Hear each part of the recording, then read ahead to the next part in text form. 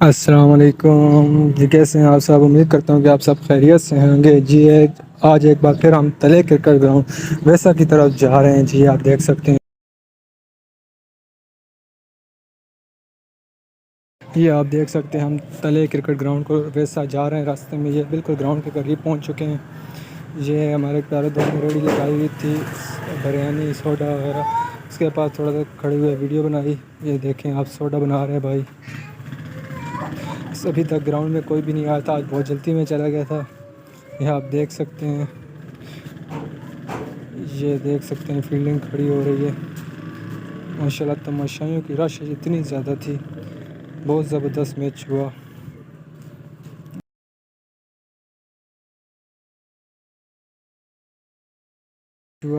ये आप देख सकते हैं मेरे कज़न आए हुए थे बरजई से, हसन साहब और शरियात साहब। ये आप देख सकते हैं, ये इधर बरजई की फ़र्स्ट विकेट गिर गई थी। खुरम चकवाल आउट हो चुके थे यहाँ पे।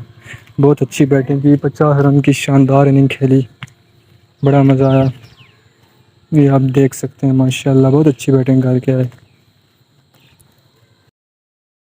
फिर कुछ ही लम्हे बाद एहसन चिट्टा भी अपनी विकेट गंवा बैठे थे।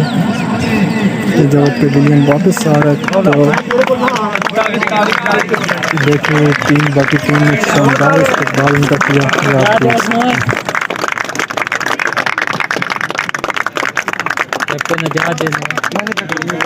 नहीं जी,